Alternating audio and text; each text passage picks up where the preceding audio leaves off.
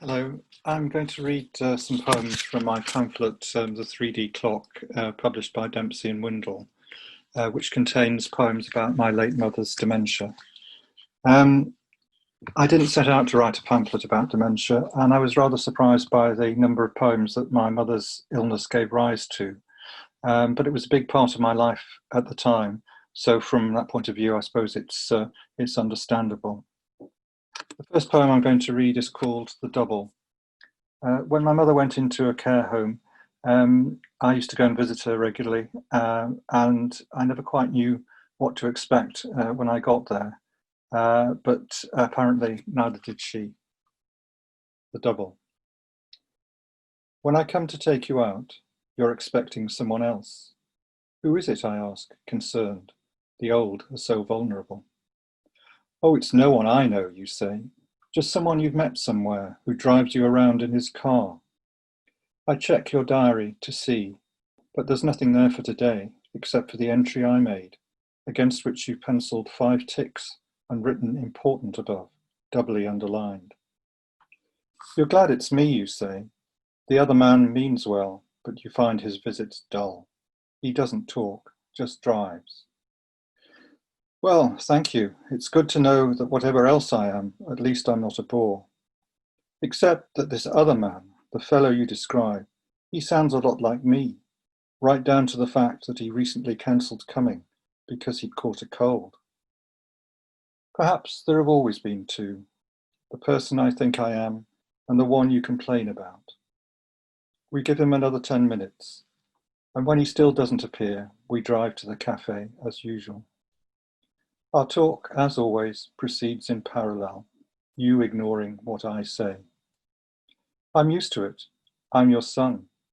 But the stranger who takes you out, he must be some kind of saint. It's very dull being the other man.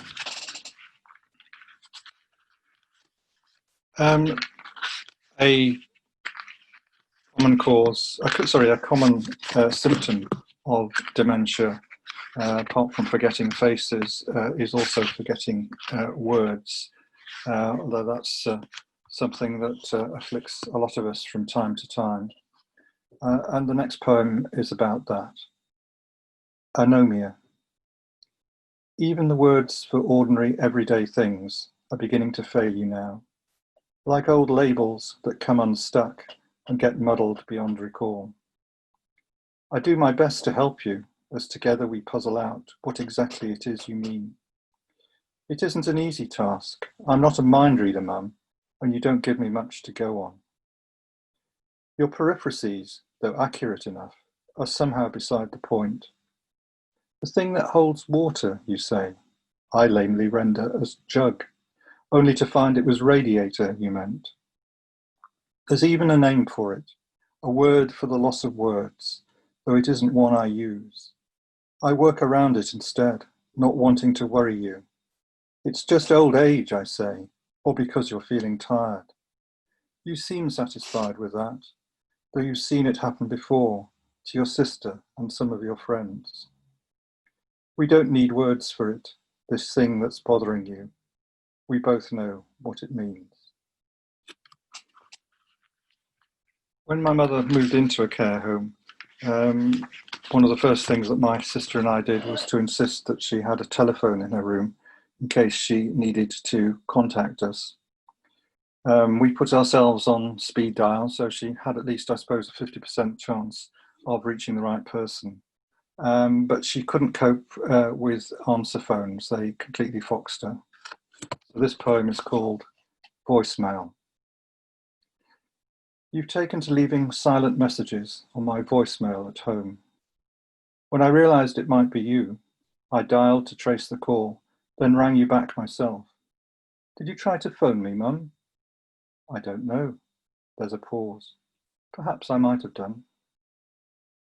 I recognise them now, your recorded silences.